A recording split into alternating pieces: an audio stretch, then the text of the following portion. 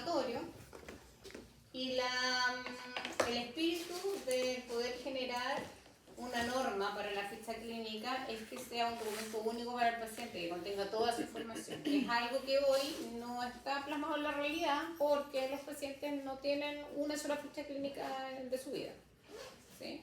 Y incluso está separada por especialidades muchas veces. Entonces, tiene una ficha clínica médica y otra odontológica. El odontólogo sentado en su box no siempre puede entrar a la médica y viceversa. Las fichas de salud mental normalmente están separadas y uno como odontólogo no puede meterse a ver qué está tomando el paciente para esa depresión que te dice que tiene y que nos influye a nosotros también en la decisión del tratamiento, ¿cierto? Entonces no se está cumpliendo el espíritu de esto, pero en ese sentido se está avanzando y es importante que sigamos empujando en ese sentido. Esto es lo que yo considero que básicamente lo mínimo que ustedes necesitan saber sobre ficha clínica para poder hacer fichas clínicas y decir, yo puedo y soy dentista y no me va a pasar nada por no saber hacer una ficha clínica. ¿Qué información hay que registrar? ¿Quién puede tener acceso a la ficha clínica de un paciente? ¿A quién puede entregarse copia de la ficha clínica? Básicamente, ¿quién les puede pedir denme una ficha o denme mi ficha? ¿Cuánto tiempo hay que custodiar o mantener en el poder del prestador la ficha clínica?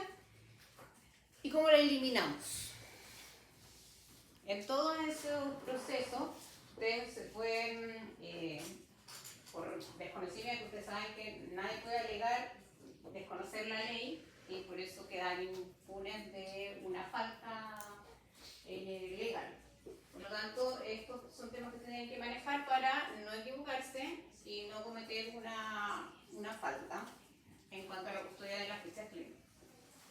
¿Qué información tiene que registrar en la ficha clínica? Es importante porque más allá de la importancia clínica de que esté registrada toda la información que es necesaria para poder atender a un paciente, estábamos planteando la posibilidad de que ustedes puedan entrar en algún momento en un conflicto legal con un paciente. Y que en ese caso, para poder ustedes defenderse, o al revés, que el paciente use la ficha clínica para atacarlos, porque no le hicieron tal cosa. Y la ficha clínica en esta norma tiene una definición de cuáles son los contenidos mínimos, básicos. Si esta ficha llega a un tribunal y no tiene al menos esos contenidos básicos, el tribunal puede determinar que ustedes no tienen ficha clínica del paciente. Porque ese documento que ustedes le llaman ficha clínica no es una ficha clínica porque no cumple con los requisitos básicos.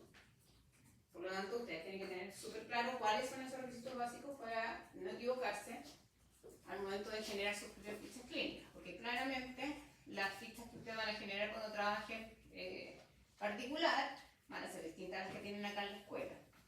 Y van a trabajar en otras clínicas, van a trabajar en el servicio público y en todos lados tienen cosas distintas y ustedes son los responsables de asegurarse de que su ficha clínica esté correcta. ¿Qué información debe registrarse en la ficha clínica?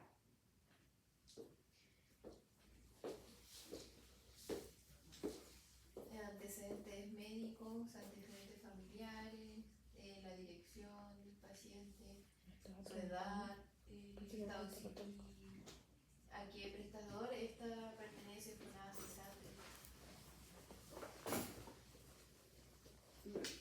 Sí, todo sí. Básicamente el reglamento lo divide y así lo dice en estos 4 puntos. ¿Ya? La identificación actualizada del paciente, es decir, que de alguna manera el reglamento le le entrega al tratante, esto no es solamente para dentistas, también para médicos, para cualquier ficha clínica, la obligación de mantener actualizada la ficha clínica con los datos del paciente. Y eso es mucho más importante cuando ustedes trabajan en el servicio público y derivan al paciente una especialidad y ustedes saben que se demoran 1 año o más, dependiendo de la especialidad, en llamarlo. Y por lo tanto, cuando tratan de llamarlos, el paciente ya cambió el teléfono 2 veces, pero él ha seguido yendo al consultorio. Y normalmente entonces esperan que uno, como el tratante principal del consultorio, mantenga registrada la toda la información actualizada del paciente, sobre todo dónde ubicarlo. El número identificador de la ficha, que en muchos lugares como el root del paciente sin el código identificador. El registro cronológico y fechado de todas las atenciones de salud, obviamente. Y algunas veces se nos olvida poner las decisiones adoptadas por el paciente, no solamente poner papelito en el consentimiento informado, sino que también cuando rechazan, cuando piden actas administrativas que provocan algunos conflictos médicos y legales con el paciente en tribunales, cuando uno dice yo le di el alta y él dice que no. Todo eso también tiene que quedar registrado. ¿Quién puede tener acceso a la ficha clínica de cualquier paciente?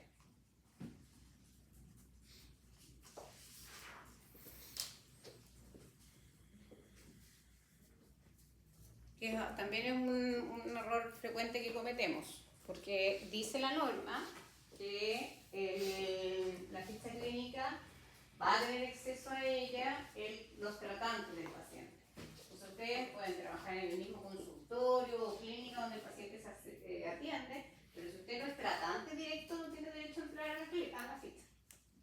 Y eso nosotros a veces lo olvidamos porque pensamos que está ahí, es nuestro y nos podemos meter. Y han ocurrido algunos casos cuando se han hecho investigaciones por otros temas. Apareció en prensa hace unos meses atrás de una TENS o una enfermera, no recuerdo bien, que se había metido a la ficha clínica de la ex polola de su novio, porque no sé qué. ¿Ya? Y eso le significó ahí un sumario y le echaron. Entonces, uno de repente se mete como a escuchar o a ver qué le dijeron a mi sobrina y ¿sí? Entonces tienen que tener súper claro cuáles son los verdaderos alcances de poder tener acceso a una ficha clínica. Solamente aquel personal que está realmente vinculado a su atención y nada más. Eso está especificado en la Ley de Derechos y Deberes del Paciente. Ahora bien, una cosa es que nosotros como personal médico tengamos o no tengamos acceso a la ficha en derecho, y otra cosa es quién puede pedir una copia de esa ficha. Está permitido con la última reforma, que no estábamos especificados, pero era obvio que si yo me derivan a otro paciente, a otro doctor, uno le puede entregar esa ficha al otro doctor. Antes no estaba especificado y era como extraño, ahora sí se puede. Pero por personas particulares. ¿Tiene derecho el paciente de pedir que le den una copia de su ficha clínica en cualquier momento?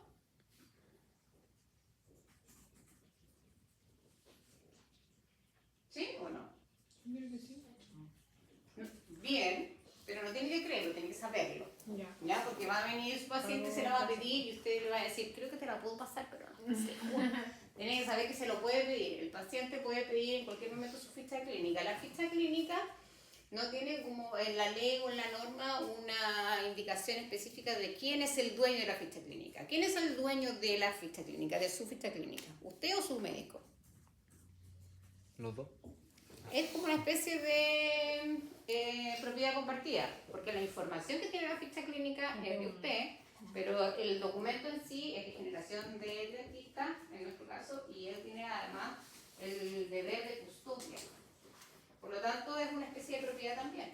Tengo una consulta. Es que, por ejemplo, tengo entendido que uno puede compartir la ficha o los datos de la ficha que uno llenó. Por ejemplo, si yo soy odontóloga general, puedo compartir eso, pero no, por ejemplo, lo que compartió o lo que escribió el ortodoncista en esa misma ficha. ¿Están así? No debería ser un problema, porque lo que debería, la solicitud del paciente de que le entregue su información médica puede ser parcial o total.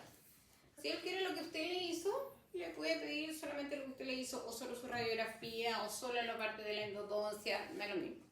Pero si él quiere toda su ficha completa, es cuestión de pedírsela a la clínica.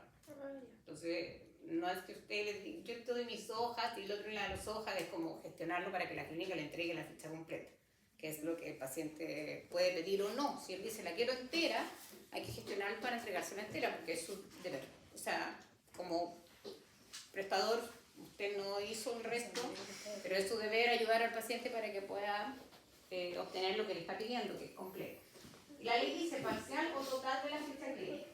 Nunca entreguen una ficha clínica sin tener una copia. En general ahora no hay ficha en papel, como para que uno diga ya toma, pero sí muchas veces todavía quedan radiografías físicas.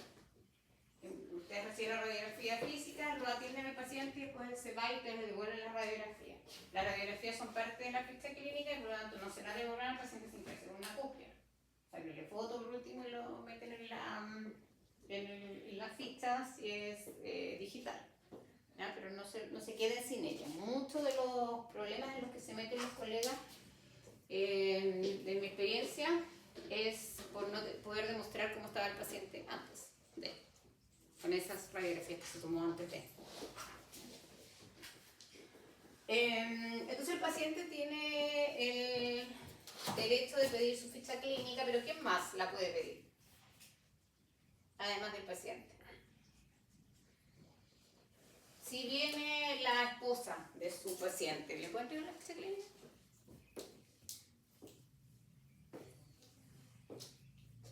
¿La esposa o el esposo?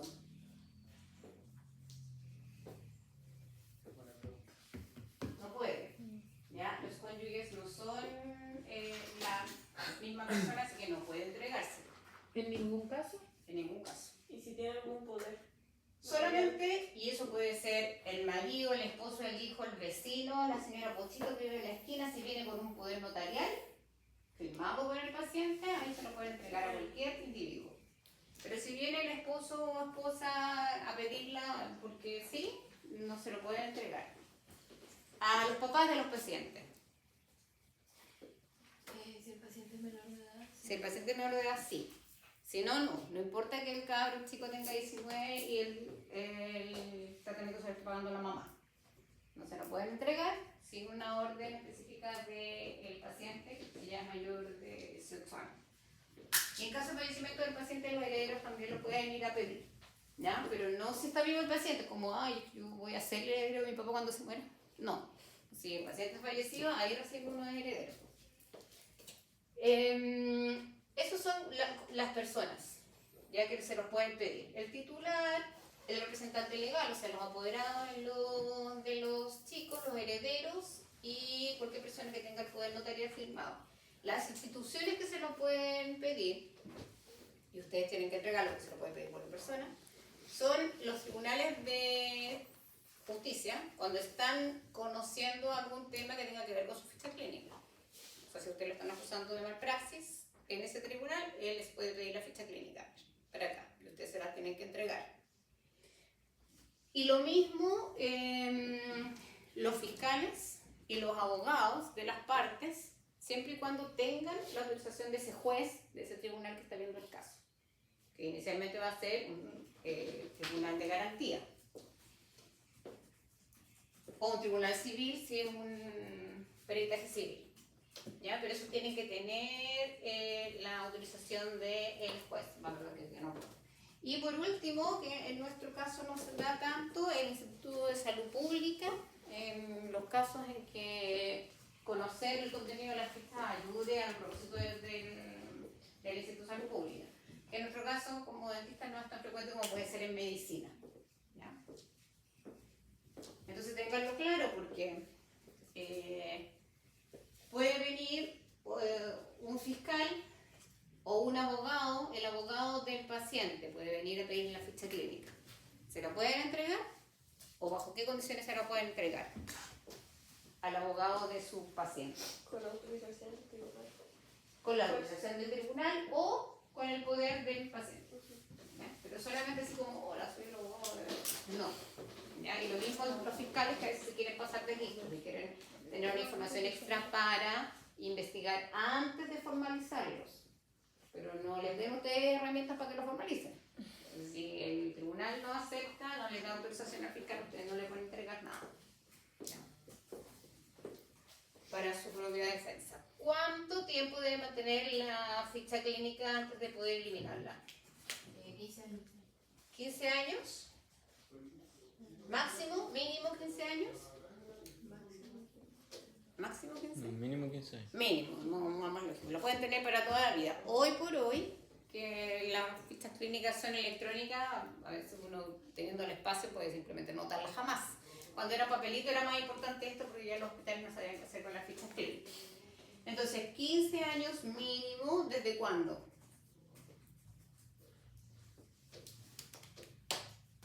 ¿De la última atención? Desde, más allá de la última atención, que suele corresponderse, pero no necesariamente, del último registro de la ficha clínica. Entonces, si el paciente fue un día y ese día después no volvió nunca más, usted desde esa fecha lo cuenta. Pero si el paciente fue ese día, pero después usted anotó que lo citó para control, pero no vino y después que bla, bla, bla, desde la última anotación que tengo. ¿Ya? Entonces, son mínimos 15 años desde la última anotación en la ficha clínica. Y cumpliéndose ese plazo ya se puede destruir, pero no es simplemente destruirla. Si un paciente o el tribunal le solicita su ficha clínica 20 años después, vamos, en un caso muy hipotético, pero si eso llegase a pasar, ustedes no le pueden decir simplemente, no, ya pasaron más de 15 años, por lo tanto su ficha no está. Yo tengo que demostrarle que la destruí.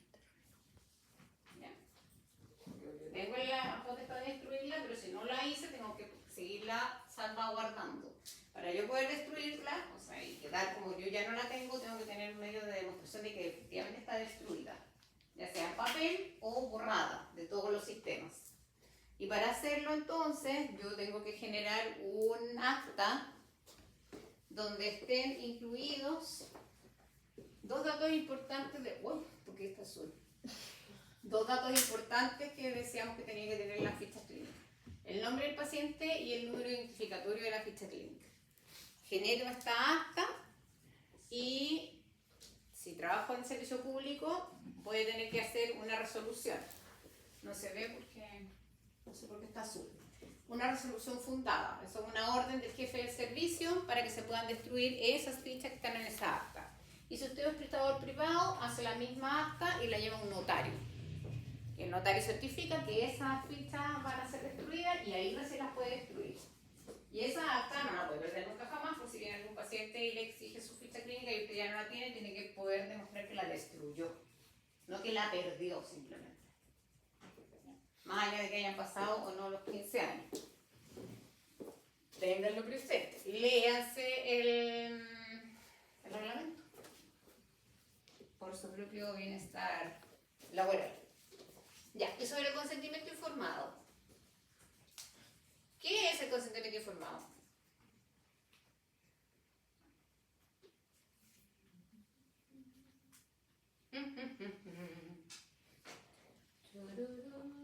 Un derecho que tiene el paciente de conocer los servicios a los cuales va a estar expuesto.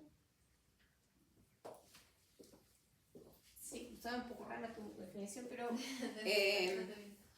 tiene el consentimiento informado, en su propio nombre lo dice.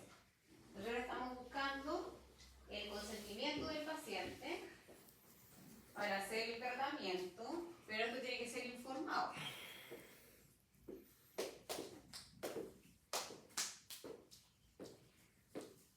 Nosotros decimos consentimiento, pero también puede ser una denegación, ¿cierto? Puede querer no atenderse. Y el consentimiento informado, por la definición que tiene el reglamento, no es un momento en que uno le informa al paciente qué es lo que uno le va a hacer, sino que se trata de poder salvaguardar mediante esto el derecho a información que tiene el paciente. Y por lo tanto nunca se cierra. Es el momento que nosotros nos comunicamos con ellos. ¿Qué debe tener un consentimiento informado para que sea aceptado por un tribunal como un consentimiento informado? Eso tiene que tenerlo claro. ¿Cuándo debe dejarse constancia escrita el consentimiento informado del paciente? ¿Cuándo?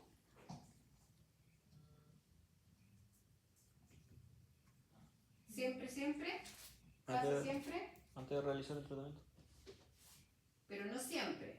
No para todo el tratamiento. Entonces ustedes tienen que tener claro cuándo es obligatorio tener una constancia escrita. El consentimiento informado no es un documento.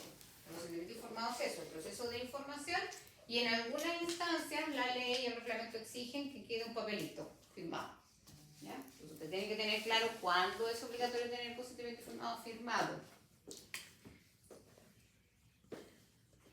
Al conocer eso van a saber que es importante entender que es un procedimiento invasivo y que es el riesgo relevante.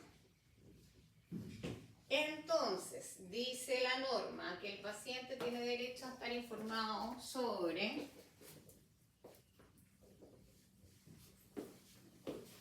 la situación de salud, el diagnóstico, alternativas de tratamiento disponibles, riesgos y posibles complicaciones de estos tratamientos, el pronóstico y el proceso previsible del postoperatorio si es que corresponde, si es una cirugía.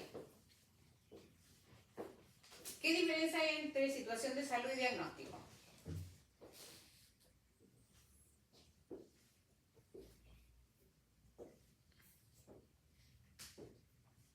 Por ejemplo, en esa radiografía que les puse ahí para que se inspire.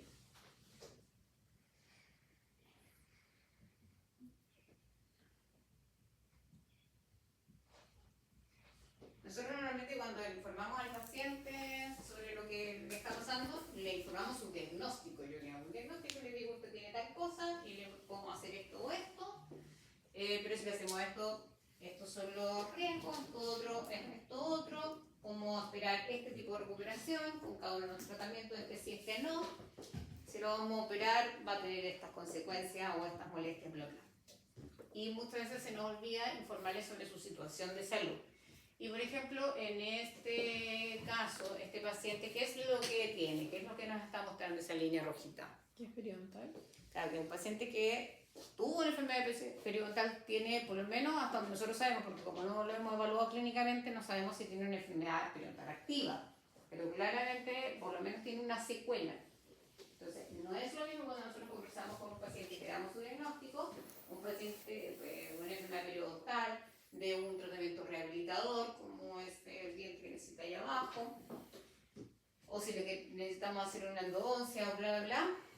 Si él ya tiene una situación de salud que puede variar el pronóstico del tratamiento que nosotros le estamos ofreciendo, como posible o como ideal. ¿Ya? Entonces es importante que lo que quiere hacer la ley en este sentido es recordarle al clínico que es importante que uno le explique al paciente no solamente lo que está viendo y le quiere hacer, sino que cuáles son efectivamente la situación. Por ejemplo, de estos laterales, si yo le quiero hacer una corona a este lateral. ¿Me alcanzan a ver por dónde tiene pérdida de hueso? Entonces, ¿valdrá la pena hacerle una carilla a este diente? Ahí ver si esa secuela está hace muchos años y nunca más volvió a recaer, o si todos los años hace un aperio y no le voy a invertir esa cantidad de plata en un tratamiento. Entonces, por eso es importante que hacer el caso de esa indicación de informar al paciente de su situación de salud actual. ¿Cuándo debe dejarse constancia escrita del consentimiento informado? Así que no tienen claro, pues pensaban que era siempre, pero la norma indica que tanto la aceptación como el rechazo de un tratamiento es verbal, básicamente, en general. Pero que tiene que quedar constancia escrita en ciertas situaciones, una las intervenciones quirúrgicas, en los procedimientos que pueden ser diagnósticos terapéuticos que sean invasivos y en los procedimientos que conlleven un riesgo relevante y conocido que, obvio, si no lo conozco no lo puedo informar. Entonces, más o menos nos queda claro, cada vez que vamos a operar a un paciente, le vamos a hacer una exodoncia, le vamos a poner un implante, le vamos a tener que hacer un consentimiento informado por escrito, es decir, que quede por escrito todo lo que nosotros le informamos verbalmente, porque también dice el reglamento que el hacer un consentimiento por escrito no implica no hacerlo verbal. Eso es lo que trata de determinar el reglamento arriba, que la aceptación y el rechazo es verbal. Ustedes siempre tienen que explicar al paciente verbalmente, pero en este caso tiene que quedar escrito después. Ustedes explicaron lo que el paciente decidió y que lo firme. ¿Ya? ¿Qué son procedimientos invasivos?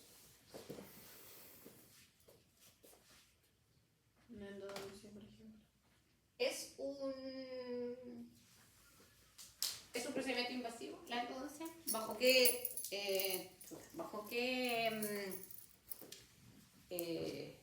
definición? Más que dar un ejemplo, veamos qué es un procedimiento invasivo. Todos, me imagino que por sentido común decimos todas las cirugías son procedimientos invasivos. Ya, ¿qué otros procedimientos que no sean cirugía pueden ser considerados invasivos? Un endodoncia. No.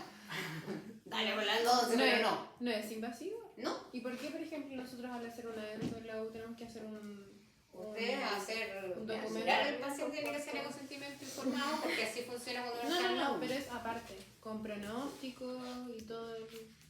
Me cae mi duda. Ujú. Entonces, Sí, no, eso puede ser un procedimiento que haya determinado la universidad para hacerlo. La definición del procedimiento invasivo también lo da la norma. No es antojadizo. Chu. Y... dale acá. Y es medio complejo para nosotros, en verdad. Mira. Es invasivo, se considera un procedimiento invasivo. Hay gente que puede llegar a determinar o a opinar que abrir la boca es un procedimiento invasivo.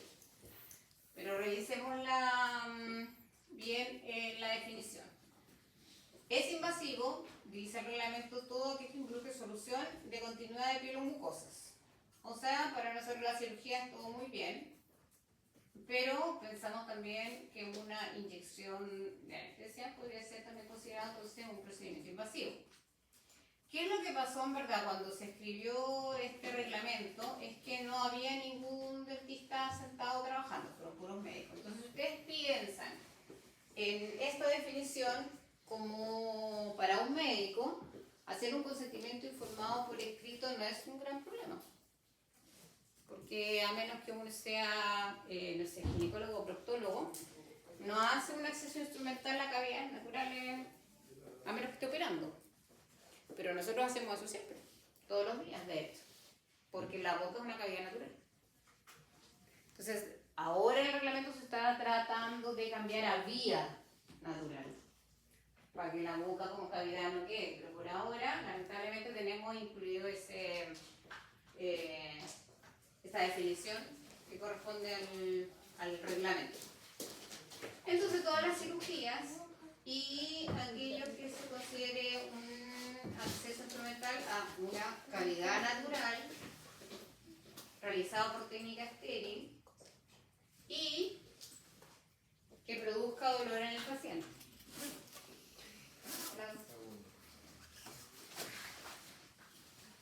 Después vuelve, pero por ejemplo, doctora, Por eso en el preguntaba. servicio público no se trabaja, por ejemplo, con aislamiento absoluto. Entonces ya se... Terrible, porque eso no está dentro de los protocolos clínicos, es una infracción aún más profunda porque no es profesionalizar, ¿cierto? Doctora, y en este caso nosotros, por ejemplo, cuando hacemos pulidos radiculares no hacemos tampoco consentimiento informado y los pulidos radiculares igual que en este Sí, se hacen. ¿Sí? Sí. ¿De verdad? La delegada. No se usa. Yo tampoco. De hecho, tiene que firmarte como 2 consentimientos. ¿De verdad? La anestesia te pide. Ah, no, porque la anestesia sí. Yo te pide. No sabía que era así. Olvídalo. Bueno, búscalo. Porque en realidad hay algunas cosas que nosotros podríamos hacer, pensar en que, según la definición, si no es una cirugía,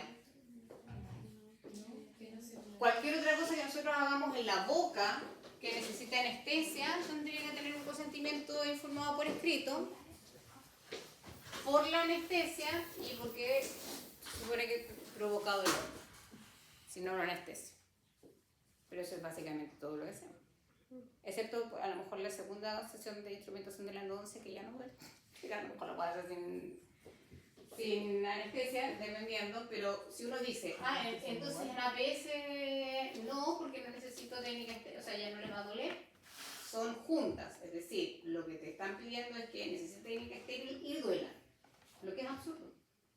No tiene tiene mucho sentido. Cuando uno lo piensa para los médicos, tiene sentido. Pero este reglamento que nos comanda a nosotros también no fue pensado para nosotros. Nadie se acordó de que nosotros trabajamos en una cavidad natural siempre con técnica estéril. Básicamente, si nos tomar una impresión, siempre vamos a usar técnica estéril. Entonces es complicado de poder manejar la definición para que a nosotros nos acomode. Y en lo que nosotros tenemos que basarnos para poder hacer podemos hacer dos cosas, o caer en pánico y hacerle consentimiento informado al paciente por todo, cada vez que entra a la clínica, pero ustedes verán si les alcanzan los 20 minutos para hacer consentimiento informado cada vez.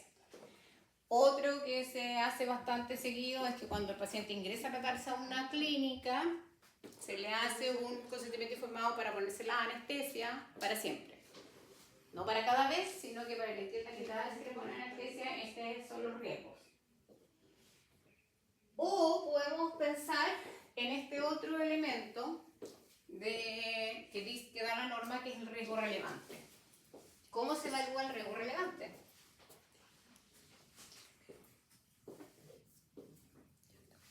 La misma anestesia que estamos conversando. ¿Es un procedimiento que tiene un riesgo relevante?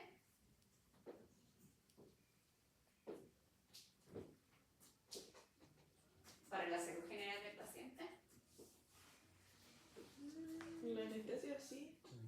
Por ejemplo, los pacientes hipertensos que no están controlados. Claro. Los pacientes hipertensos que no están controlados. Entonces la respuesta sería, Sí. la respuesta sería depende.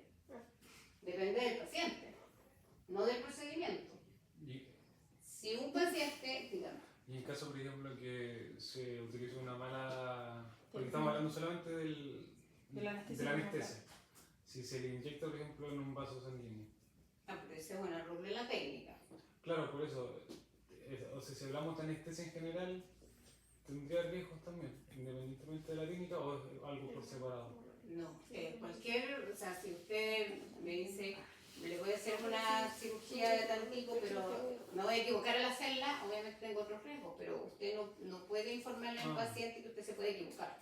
Usted habla como solo de riesgos para el paciente, así como que dependan de él. ¿Eso está Sí, hablando? Ah, ya. por supuesto.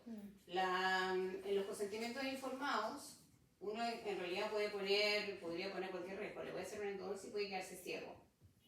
Y el paciente lo firma y me dice, bueno, si después se queda ciego no es así mi responsabilidad. Pero la verdad es que el tribunal solo acepta como que el paciente puede consentir los riesgos conocidos.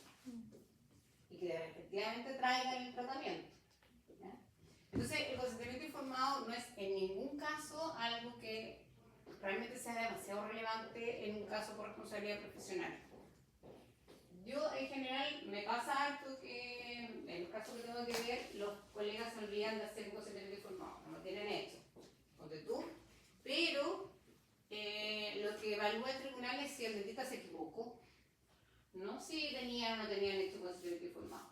Eso va a ser obviamente una falta, se le va a llamar la atención, pero nunca van a salir culpables de mala praxis por no tener un consentimiento informado. Y por el otro lado,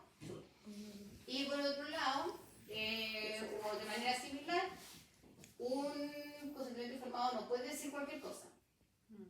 Lo que va a preguntar el tribunal es si efectivamente ese es un riesgo que puede suceder y que no sea responsabilidad del dentista que se equivocó. Siempre se va a juzgar la acción del dentista y no lo que diga el consentimiento informado. Entonces, la anestesia tiene un riesgo relevante para algunos pacientes. Si un paciente tiene alergia, obviamente tiene, o ha hecho alguna vez alguna reacción, obviamente tiene. Si es un paciente que tiene 60 años y vive en el monte y nunca se ha puesto una anestesia en la vida y nunca se ha hecho un control médico, yo efectivamente no le pondría nada sin darle todos los riesgos posibles. Pero si es un paciente que tiene 30 años, salud regia, les abre la boca y tiene 20 tapaduras puestas y nunca tiene ningún problema con la anestesia, ya no es un paciente que realmente tenga un riesgo relevante, ponerse la anestesia. Y así, por ejemplo, con el pulido y el alisado radicular. ¿Es un procedimiento con un riesgo relevante para el paciente, para la salud general del paciente? No para el diente, sino que para la salud general del paciente. Depende también. Depende también. Si es un paciente que tiene un problema cardíaco, tiene una válvula, ha hecho alguna... Endocardio. Entonces, para ese paciente, hacerle un pulido requiere que ustedes le expliquen cuál es su riesgo. Pero si no es así, es un tratamiento que no tiene un riesgo relevante. Y así casi todas las cosas. Lo que queda claro al analizar este asunto es que, distinto a lo que sucede en la vida real, en que nosotros tenemos formas de consentimiento informado, los consentimientos informados por escrito deberían ser por paciente. Porque lo que la norma pide es que sea para este tipo de tratamientos según su riesgo relevante. Doctora, eso me da porque las chicas dicen que está el consentimiento anestesia, pero no hay nada que diga el procedimiento de pulido consiste en esto. Vamos a usar, no sé, las curetas tanto, el riesgo de que la encía y todo eso. Por ejemplo, porque en endo es súper específico, en endo se Sí, dice sí, por que eso. no, que necrosis, pero no hay para pulido como que sea detallado. Solamente le pasamos la anestesia y le explicamos lo que le vamos a hacer, ¿no? Claro, y en el de la endo que dice Beca, la doctora da Es sobre específico. un pronóstico, así como usted tiene tanto por ciento de... Eso es según la definición de un consentimiento informado como corresponde. Si un papelito que dice sí, autorizo que me hagan este tratamiento, pero aquí no se explica cuál es su estado de salud, cuál es el diagnóstico, cuál es el tratamiento, en qué consiste, cuáles son los riesgos, entonces no se configura, ese documento no es un consentimiento informado. Sí, pues entonces Legalmente hablando. estaríamos mal nosotros porque, por ejemplo, el año pasado a una compañera le pasó que los dientes casi se le salieron mientras hacían los pulidos. Entonces, y tuvieron que poner una barra como de contención para que a la paciente no se le salieran los dientes inferiores. Entonces, igual eso es un riesgo, por pérdida dentaria. Debería existir un consentimiento que diga como todas esas Sí, cosas. yo creo que ese fue como realmente un mal diagnóstico. No, sí, era para pulidos.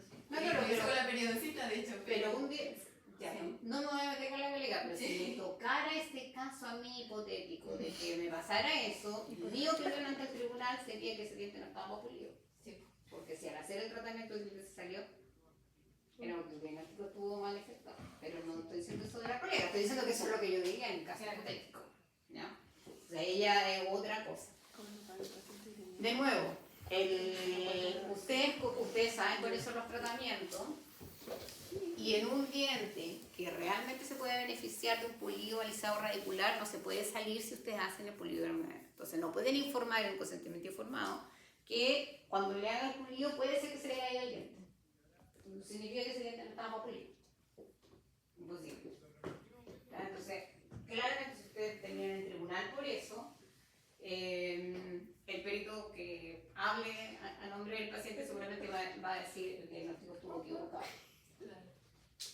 Doctora, yo por lo menos el año pasado hice un pulido de una paciente que era periodontal, muy periodontal, y tenía movilidad dentaria, y yo le pregunté a mi docente si que se le podía salir el diente si hiciera el pulido, y me dijo que bajo ninguna circunstancia que le podía hacer. Sí. Si es un diente que no resiste un pulido, porque no es un diente puede hacerle pulido. Es un Doctora, diente que había que sacar, digamos. y por ejemplo esos dientes periodontales pero que se sostienen porque tiene un bloque de desarrollo el paciente y después de hacerle la limpieza de esos dientes quedan con mucha movilidad e incluso se pueden perder. Allí, de nuevo, esos pacientes que tienen un bloque porque ya tienen mucha pérdida de hueso es para lo que para lo cual existen los especialistas. Entonces, uno como odontólogo general ve una cosa así y debería ser un caso derivado a un especialista para que él pueda definir si al sacar eso se van a salir o no se van a salir. Para eso estudian 3 años. Porque si no, ¿para qué tanto? Entonces, esos casos así, justamente donde uno no sabe qué va a pasar, donde el pronóstico es incierto y uno no lo puede asegurar con su ciencia y arte, es para especialistas. Y pero si estamos, por ejemplo, el caso que dice mi compañero en el sistema público. ¿Se deriva al hospital? Sí, por supuesto. De todas maneras, en los servicios públicos hoy existen programas de especialistas en la APS para endodoncia, periodoncia y prótesis. Entonces, para prótesis siempre las hacen los odontólogos generales, pero hay platas destinadas para que cada consultorio contrate endodoncistas, especialistas en endodoncia, y periodoncistas, especialistas en periodoncia. Los MAP, los programas MAP. Entonces, puede ser que caiga justo este paciente y se pueda atender en el mismo consultorio, pero por el especialista y si no, derivarlo al hospital correspondiente. Bueno, esto que yo les estoy contando acerca de la dificultad que nosotros tenemos para poder trabajar como dentistas con esta norma actual, no es algo que se me haya ocurrido a mí, el ministerio está consciente, cuando salió el reglamento, los odontólogos reclamamos, por supuesto, porque las primeras definiciones eran que el paciente no podía abrir la boca sin que uno le hiciera un consentimiento informado. Esto fue obviamente prepandemia, el año 12, y en esa época todavía ya no. Una de las pocas cosas buenas que dejó la pandemia es que ahora hay un poquito más de cordura a la hora de citar a los pacientes, pero en esa época, en mis tiempos, en los consultorios se citaba cada 10 minutos un paciente. Esa era la realidad. Ahora eso es absurdo. Nadie firmaría eso. Ahora se están cada 20, pero en cada 20 usted tiene que entrar al paciente, darle el diagnóstico, que firme un consentimiento informado, ponerle la anestesia, que tome la anestesia y hacer el tratamiento. Vale, extraño. ¿Ya? Entonces lo que ha hecho el ministerio, este es el manual de estándar para las acreditaciones de los prestadores institucionales, es determinar que los documentos para consentimiento informado que son exigibles son los de mayor riesgo, con ese riesgo relevante. ¿Ya? Entonces, ningún fiscalizador de la Seremi va a llegar a una clínica y le va a pedir su consentimiento informado para anestesia. ¿Ya? Porque se entiende que ese no es en general un riesgo relevante. Si le hacen una auditoría a sus fichas para aquel paciente que tiene riesgo con anestesia porque tiene alérgico, porque ha hecho reacciones, ese sí debería tener una. Pero ahí las auditorías ya son otra cosa. Por eso es que aparecen estas cosas en el reglamento. Yo no sé, cambiar un reglamento es súper difícil. Entonces, la verdad que no sé cuándo efectivamente vamos a lograr esa mejora. Y por eso es importante, creo que se los comenté la semana pasada, que los dentistas se metan un poquitito más a conocer lo que se está haciendo en la legislación. Y afortunadamente, por lo menos en esta norma y en la modificación al código sanitario, donde se va a determinar qué es lo que nosotros podemos o no podemos hacer, hay dentistas metidos, pero casi por la puerta de atrás. No es lo que esperaban de nosotros. Léanse los reglamentos, porque ya les dije, la ley tiene como 6-7 hojas. Sí, luego la ley, pero por lo menos léanse los reglamentos que tienen 2 hojas cada uno. O sea, nada. Y eso les va a dar un marco para que ustedes sepan, sobre todo si van a trabajar en particular o en una clínica que a lo mejor no es la más grande, no un hospital público que cumple todas estas normas casi porque si no, no podría funcionar. Pero si uno va a trabajar en una clínica particular, a veces se puede encontrar con que, no sé, pues, registran en las fichas clínicas, no tienen un sistema de registro de ficha clínica, se registran en un sistema así medio onda que puro Word, y eso no es un sistema de ficha clínica, y la responsabilidad de esto es particular, o sea, por persona, no por la clínica. Si la clínica no tiene un sistema de ficha, no es responsabilidad legal de la clínica, es suya con su paciente, que quiere el futuro. Como les decía, estos datos que yo me recalqué ahora son los más importantes que aparecen en los reglamentos. Léanselos para que ustedes tengan seguridad. Es complejo el asunto del consentimiento informado. Lo más sencillo es informarle de riesgos generales al paciente cuando empieza un tratamiento odontológico, como se hace normalmente, y luego apoyarse en la norma del riesgo relevante para hacer el resto de los consentimientos informados, siempre y cuando no sea una cirugía. En ese caso es obligatorio siempre porque lo dice tal cual la norma. ¿Ya? Este otro documento médico-legal es el que me interesaba más que lo pudiéramos ver, porque no existe una norma de cómo se escriben los documentos médico-legales como el informe de lesiones. ¿Por qué un dentista tiene que saber escribir un informe de lesiones?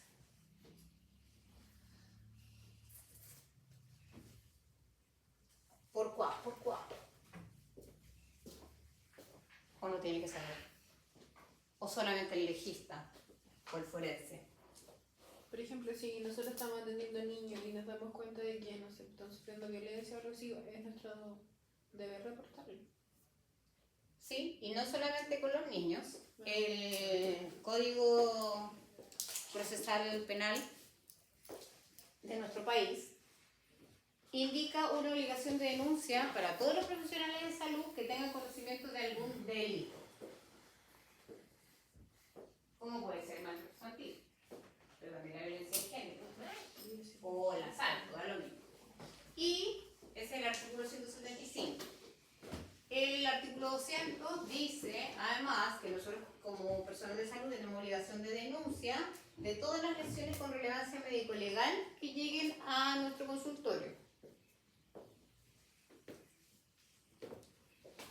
Ya específicamente de lesiones. Y las que se entienden como con relevancia médico-legal son aquellas que hay un tercero involucrado que pueda ser responsable, que se pueda tener que ser responsable de responderle al lesionado. Y cada vez que nosotros tengamos en clínica, no puede ser un niño, por ejemplo, como decía la bolillita, no puede ser cualquier individuo que venga y acuse que la lesión que tiene en su boca, en este caso en nuestro territorio, la realizó un tercero.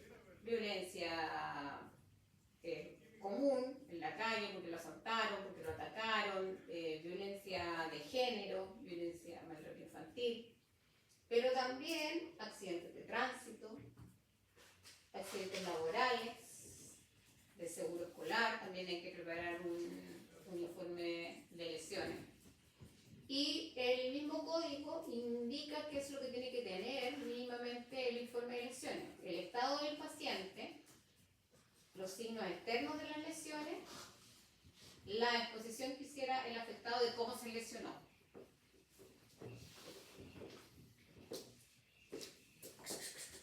El artículo 176 dice que tenemos 24 horas para informar sobre la sospecha. Sobre esto vamos a hablar de repente cuando hagamos la clase de maltrato infantil, ahí voy a dar unos detalles para que no perdamos más tiempo. Hay una norma que ya es bastante antigua, del año 13, en que se indicó cuál es el contenido mínimo de un DAU, un dato de urgencia, eso que ustedes van a ver cuando vayan al hospital, o a lo mejor ya lo tienen.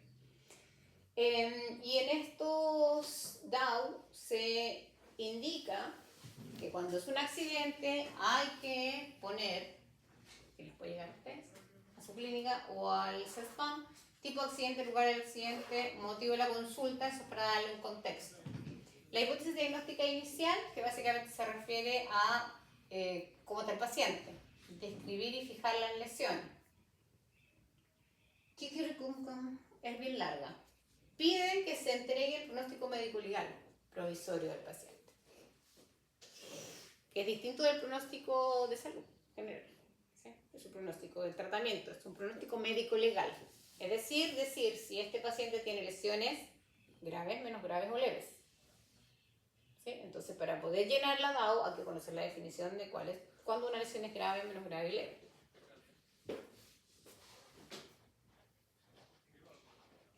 Y pide, como aparece ahí en el código, que se describa o que se escriba cuál es la relación de lo que le pasó al paciente, es decir, qué es lo que él dice sobre cómo se lesionó.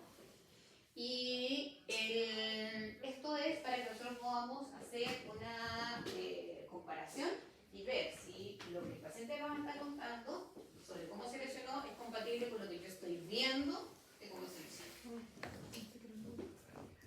Porque eso es lo que al final quiere saber el tribunal. Estamos hablando de casos que van a ir a un tribunal, ya sea por maltrato infantil, por violencia de género, por un accidente de tránsito, y por lo tanto nos pide la ficha que nosotros podamos hacer esa comparación. El origen de la lesión, sobre el origen de la lesión, según el paciente y según el clínico o según la clínica.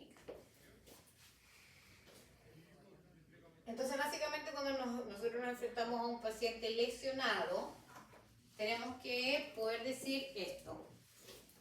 El motivo de la consulta, y puedo dar un contexto al por qué el paciente vino, la descripción de la lesión, qué tipo de lesión es y cómo se ve, la fijación, que es poder decirle exactamente dónde está esa lesión, por qué tan exactamente y qué es exactamente. No es suficiente decir que el paciente tiene un hematoma en el pómulo derecho. ¿Ya? ¿Por qué? Porque estos pacientes que van a, o no, de su decisión y según las circunstancias, pero que posiblemente puedan buscar una reparación legal de su situación, van a ser vistos en el servicio médico legal para la constatación de lesiones. El problema es que esta constatación de lesiones ocurre a veces incluso semanas después. Por lo tanto, ese hematoma en el pómulo derecho ya no va a estar. Y la pericia que vale para el tribunal es la que haga el servicio médico legal. Entonces, lo que va a querer ver el servicio médico legal en su ficha de urgencia es exactamente qué lesión tenía y dónde, para ir a buscar si se ve alguna secuela, si todavía está inflamado, para poder preguntarle al paciente exactamente dónde estaba, muestre con el dedo, a ver si eso coincide con lo que usted escribió. Si su descripción no es lo suficientemente exacta, el perito del servicio médico legal puede tener que escribir ahí en su informe que él no puede constatar la lesión, que no tiene medios para constatar la lesión y por lo tanto el paciente se queda sin la posibilidad de reclamar. Entonces, muchas de estas oportunidades, el que el paciente pueda efectivamente hacer la reclamación sobre la lesión que tiene va a depender de usted y no del perito del médico legal.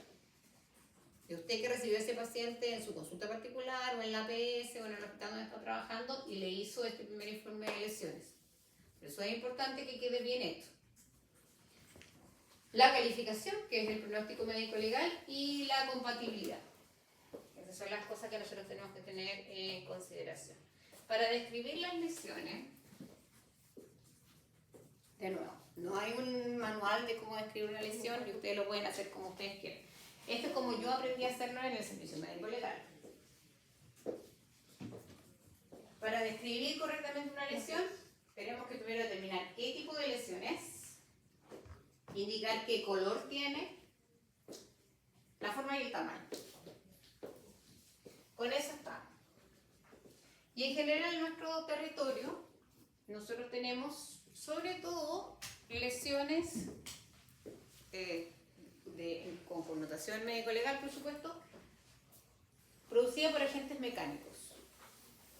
También a veces agentes físicos y químicos, principalmente quemaduras en nuestro territorio, pero en general agentes mecánicos que son lesiones contusas, cortantes, punzantes, cortopunzantes y algunas lesiones especiales. ¿Qué es una lesión contusa?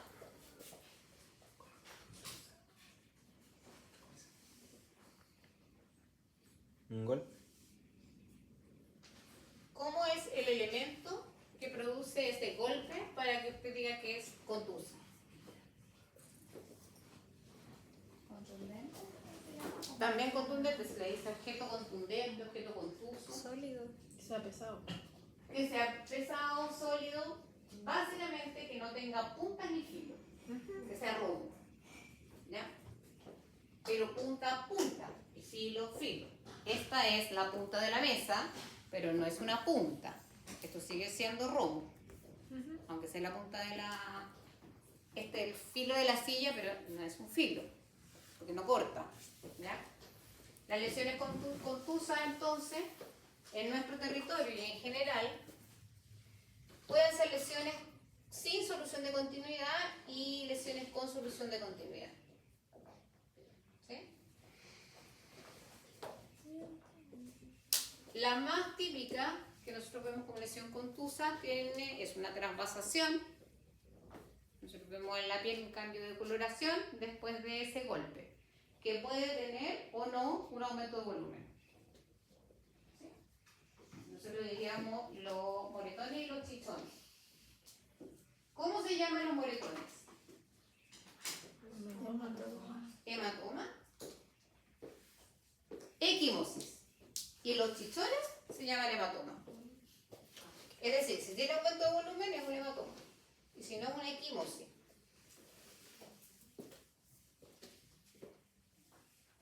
Sin aumento de volumen, con aumento de volumen. Equimosis, hematoma. Este es el tipo de lesión. O sea, lo primero que les piden a ustedes para poder decir la lesión de un paciente es que ustedes sean capaces de decir qué lesión tiene. Si una equimosis o un moretón, o sea, un hematoma. Y si hay solución de continuidad, puede ser de varios tipos. Puede ser una erosión, cuando hay una pérdida de tejido superficial de la piel, pero esta no produce sangrado, porque es solamente superficial, como esas de allí, como los rasguñones de algunos gatos. O puede ser escoriaciones, cuando es más profundo, se pierde todo el tejido principal, el tejido más superficial de la piel y sangra. Esa es la diferencia entre erosión y escoriación. ¿Cuándo se producen? Normalmente, en la generalidad, que a usted se le ocurra erosiones y escoriaciones. Por ejemplo, si va andando en mountain bike, Cuando caen y se cae y hay desliz sobre un territorio que obviamente o típicamente no es liso. Ahí se producen erosiones y escoriaciones, y generalmente están como mezcladas, juntas. Entonces todos ustedes se han caído, a lo mejor no en mountain bike, pero todos se han caído y se han levantado y tienen piedritas y rasguñones en las manos, ¿sí? Algunas sangran, otras no. Esas son erosiones y escoriaciones todas juntas. Y otra cosa distinta es cuando esa arma o objeto contuso actúa con tal energía sobre la piel y los tejidos que produce una herida contusa. Herida. Erosiones, escoriaciones, herida contusa. Y es importante el apellido porque hay otros tipos de heridas, como ustedes podrán adivinar, que son las heridas cortantes y las heridas punzantes. Todas no son heridas, pero tienen distinto modus operandi, tienen distinto mecanismo. Una herida cortante es típicamente más alargada y superficial que una herida punzante, que es más corta, menos alargada, pero es más profunda. Las heridas cortantes son hechas con elementos con filo y esto en elementos con punta. Cuchillo y destornillador. Y las cortopunzantes, que son como las que uno escucha harto en las noticias, lesiones cortopunzantes, un arma cortopunzante, son aquellas como la navaja, el cuchillo, qué sé yo, que tienen punta y tienen filo.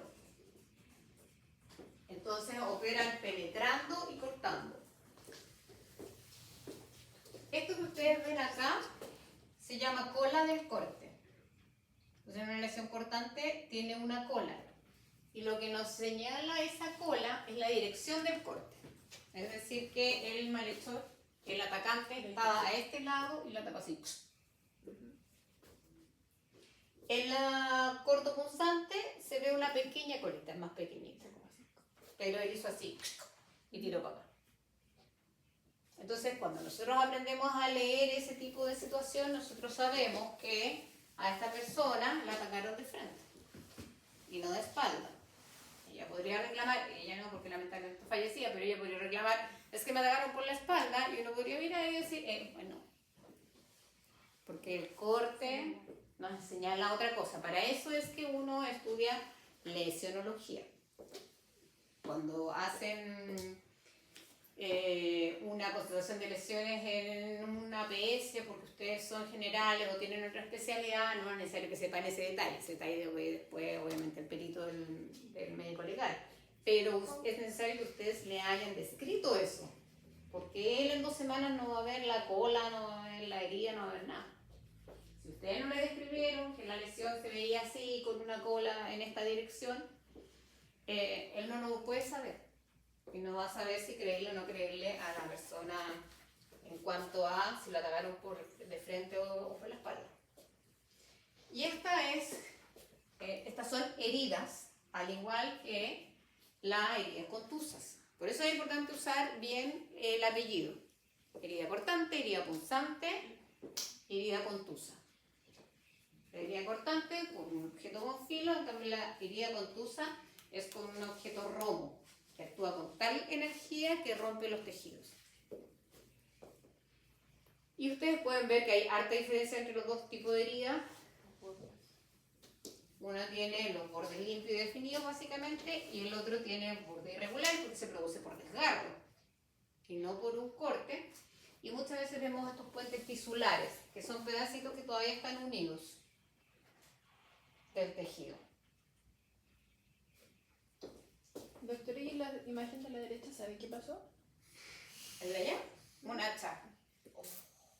Desarrolla. Muchas veces uno se o define, pero de nuevo, eso es como más para especialistas, que un hacha, como tiene filo, puede ser un contuso cortante.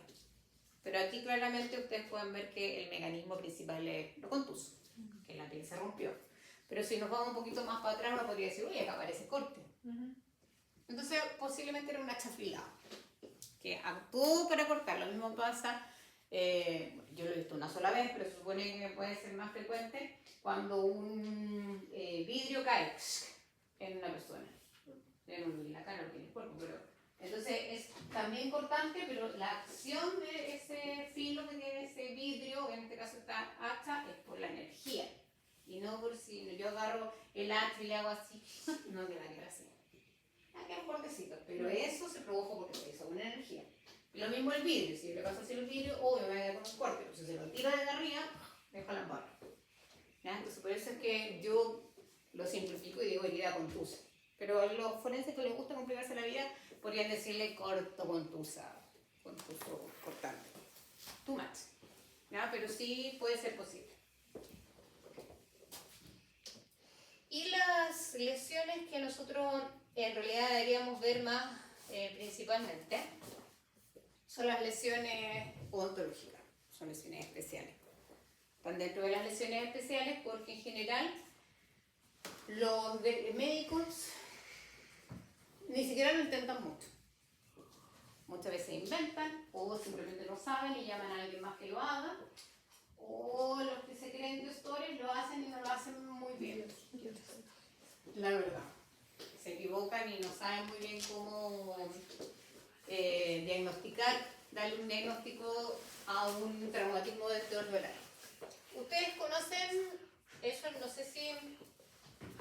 Porque yo he visto que ha ido cambiando últimamente, que por lo menos en mis tiempos, en cirugía teníamos una unidad que era de traumatismo dental, traumatismo maxilofacial. ¿Eso lo tienen ustedes? ¿Han aprendido las definiciones de qué es una confusión, subluxación, extrusión, verdad? ¿Sí? Perfecto, porque me ahorran un buen rato para explicárselo. Les diré que aprovechen y que bueno, porque en otras universidades no. Y aquí pierdo por lo menos media hora definiendo cada uno de ellos y es una lata. Se me duerme todo, yo también. Así que, qué bueno. Repásenlo porque es importante entender cuál es la diferencia entre uno y otro.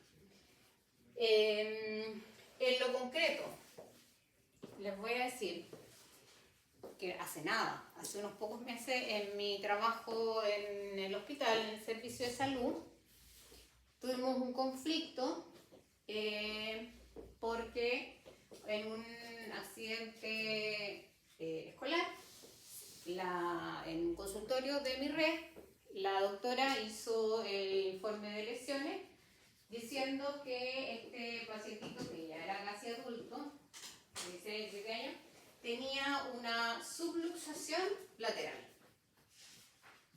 Este cabro lo dejaron con analgésico, no sé qué le hicieron, y al final del año, harto tiempo después de verdad, reclamó efectivamente que el diente se había necrosado y necesitaba endodoncia. Finalmente el diente se le hizo el examen y estaba haciendo una exoresálisis, o sea que lo iba a perder. Y Compin dijo: subluxación no es una autonomía, y no le quiso hacer correr el seguro porque la colega se equivocó al decir que era una subluxación. Y de hecho ya puso así como muy arriba subluxación y abajo le había puesto sí una subluxación lateral intrusiva. Y era como, esta colega, ¿qué está hablando? Una locura. Entonces, claramente lo que tenía este chico era una luxación intrusiva, una intrusión, pero nunca jamás una subluxación. Entonces es súper importante porque eso generó todo este conflicto médico-legal para este paciente que necesitaba hacerse un implante y que lo cubriera el seguro. Y el COMPIN dijo no, porque el diagnóstico de la colega fue una subluxación. Por lo tanto, se tiene que haber pegado en otro lado. No fue por el seguro. Así de importante es. Nadie se va a morir, pero obviamente el cabro va a tener que pagar su implante cuando no le corresponda. Entonces, por eso es bien importante que ustedes recuerden bien y sepan definirlo bien. Y las otras lesiones contusas especiales son las huellas de mordedura, que también no es que sucedan tan frecuentemente, pero pasa un poco lo mismo con las lesiones odontológicas, que los médicos no saben, no cachan. Normalmente le piden ayuda a los dentistas para que les digan eso es, y cómo la levanto, y cómo la defino, y cómo la explico en el informe. Y si no, lo hacen ellos, pero mal. En general no. Lo que más me pasó en el médico legal, más que nada, fue que nosotros al revisar después a la pericia nos dábamos cuenta que tenía efectivamente lesiones de mordedura que el médico no la había visto en el caso de lesiones de mujeres atacadas sexualmente. Entonces no es lo mismo el mismo caso de una paciente que llega y dice me violaron y dónde están las pruebas y tiene que hacer todas esas pericias, a esa misma paciente reclamando eso mismo y que tiene mordisco en los muslos. Claramente. Entonces es importante saber, porque nos preguntan muchas veces los médicos más cuerdos que saben que no saben, preguntan. Y lo otro son las quemaduras que les es menos frecuente, porque no ocurre esto en los accidentes de tránsito ni en el trabajo, puede ser, pero es muy raro. Puede suceder. Arriba son las dos por calor. ¿Cuál de las dos tendría connotación médico-legal? Porque estamos diciendo que tenemos que hacer informes médico-legales de las lesiones, pero cuando hay connotación médico-legal, no para todo el paciente que llega con una lesión, si es un accidente casero, probablemente no se hace, no es necesario, porque esa persona no va a reclamarle a nadie en un juicio su situación. ¿La de la izquierda? El primero, este niñito, tiene esa quemadura en la boquita por alimentación forzada, con alimento caliente, o líquido seguramente la leche. Y en cambio el de al lado fue un caballero que no se pudo aguantar y que agarró una papa frita saliendo del aceite, se lo tiró y se le puso ahí en el fondo del vestíbulo y se quemó. Por chancho. Pero ese chancho no es un delito, por lo tanto no hay que hacer un informe médico legal de lesiones por el caballero de acá. Hay que aconsejarle, esperarse, que se quede un rato la servilletita. En cambio acá sí, esto tiene una connotación médico-legal y esto implica tener que hacer un informe de lesiones. Lo de abajo ya no se ve tan frecuentemente como en mi tiempo las quemaduras por aspirina, cuando los pacientes de repente en las áreas rurales se ve más, que los pacientes no se toman el remedio, sino que lo muelen y se lo ponen adentro de la muela o qué sé yo.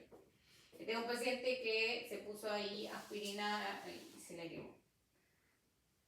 Peróxido de hidrógeno, ¿qué es eso? No, oxigenado. Esto es, ¿ven el dibujito? Ahí falló qué cosa. Es como la protección gingival. La protección gingival, un blanqueamiento. La barrera. Le quedó lindo. Y lo hablamos de la quemadura por hipoclorito de sodio en una endodoncia. Que, claro, uno dice que pone el aislamiento y quedó salvado, pero en realidad discurre bastante. ¿Cuál de esos puede tener una connotación médico-legal? La del peróxido. La del peróxido La del hipoclorito. Y la hipoclorito también. Ujú. Ahora bien, claro, la aspirina no, porque ese fue un paciente desinformado. Normalmente esto se ve muy feo, no sé si a alguno le ha pasado, ¿han hecho blanqueamiento? No está enfriado, todavía no entra. Pero en unos años más seguramente va a entrar. Pero esto pasa hasta en las mejores familias. No todo, ahí es porque no lo supiste poner, pero a mí me ha pasado que me queda de repente un puntito y se recupera súper fácil. No es algo terrible. Básicamente hay que explicarle al paciente qué es lo que sucedió y cómo se va a solucionar, ¿ya? Lo otro ya puede ser un poquitito más complicado, va a depender de qué secuela le deja al paciente y por cuánto tiempo. Ahí hay que tener un poquito más de ojo.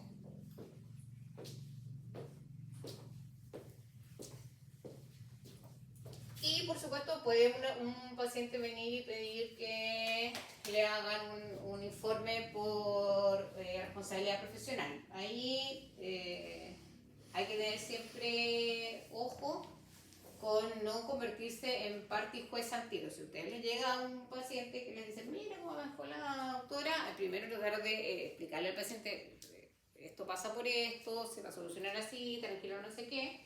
Le pueden hacer el informe si quieren, pero no pongan es porque la dentista malpraxis. Doctora, y ahí el paciente puede venir de otra consulta y decir, me hicieron esto, quiero que me hagan un informe de... ¿Sí? Ustedes se lo cobran, por supuesto. Claro. No gratis. Claramente. Pero sin saber, por ejemplo, el contexto o algo así igual.